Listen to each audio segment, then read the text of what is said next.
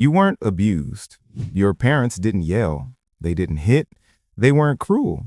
They were just absent. Physically there, but emotionally gone. You could talk, but they wouldn't really listen. You could cry, but they wouldn't really see you. You could need something, and they wouldn't really notice. So you learned to stop asking. People tell you that you had it good, that you should be grateful, that at least you had a roof over your head and food on the table. And you are grateful. But something inside you still feels hollow, like you're standing in a room full of people screaming and no one can hear you. You've probably noticed the pattern. You don't ask for help, even when you're drowning. You don't share your feelings, even with people you trust. You minimize your problems. You say, "I'm fine," when you're falling apart.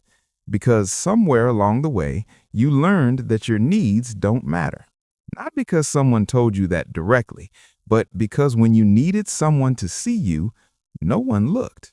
In psychology, this is called emotional neglect, and it's one of the most invisible forms of childhood trauma. There's no bruise to point to, no screaming match to remember, no dramatic event that explains why you feel the way you do. Just silence, just absence, just the quiet erasure of your emotional world. Researcher Jonice Webb calls it childhood emotional neglect. It's what happens when your emotional needs consistently go unmet. Not because your parents were monsters, but because they were checked out, overwhelmed, emotionally unavailable themselves. Here's what happens to the ignored child. You learn that your feelings are a burden, that expressing need is selfish, that taking up space is too much. So you become small, quiet, self-sufficient. You become the easy child, the one who doesn't complain, the one who figures it out on their own, and everyone praises you for it. You're so independent. You're so mature for your age. You never cause any trouble. But independence wasn't a choice. It was survival. And it doesn't stop in childhood. It carries into adulthood. You're the friend who always listens but never shares, the partner who gives endlessly but never asks for anything back, the employee who works late and never speaks up. You've built your entire identity around not needing anyone, because needing people feels dangerous. It feels like setting yourself up for disappointment. Here's the part that messes people up. The ignored child doesn't just struggle to ask for help, they struggle to even know what they need. Because when you spend your whole childhood learning to ignore your own feelings, you lose the ability to identify them. Someone asks, "What do you want?" and you freeze. Someone asks, "How are you feeling?" and you say, "Fine," because you genuinely don't know. Your internal world became so quiet that you can't hear it anymore. And there's another layer. The ignored child often becomes the overgiver. You give and give and give, hoping that if you're useful enough, valuable enough, helpful enough, someone will finally see you. You become indispensable, the fixer, the therapist friend, the person everyone relies on. But deep down, you're terrified, because if you stop giving, will anyone stay? If you stop being useful, will anyone care? But here's the twist. Not all ignored children become invisible. Some become the opposite, loud, demanding, constantly seeking attention.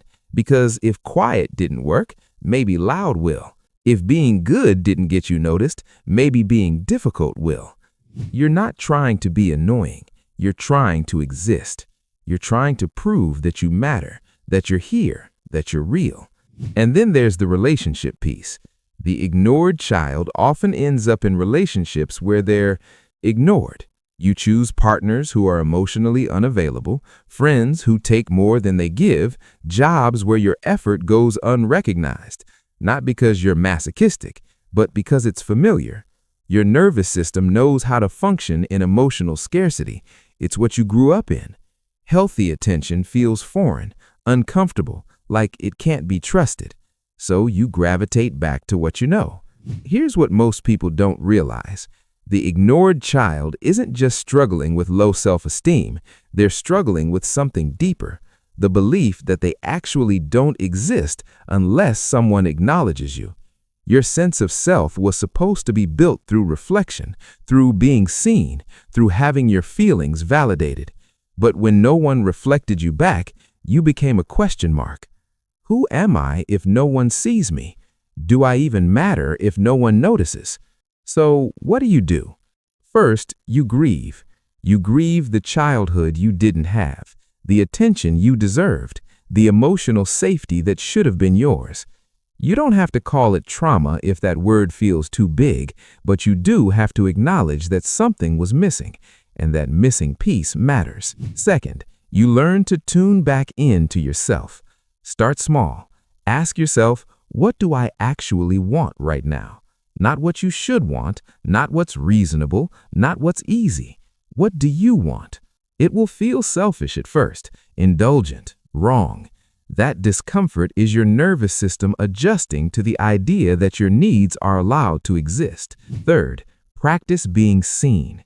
Share something small with someone you trust, not something helpful, not something useful, something real. I'm struggling. I'm tired. I need support. It will feel terrifying, like you're asking for too much, like you're going to be rejected. But you have to test the belief that needing people is dangerous, because most of the time it's not. And finally, recognize this.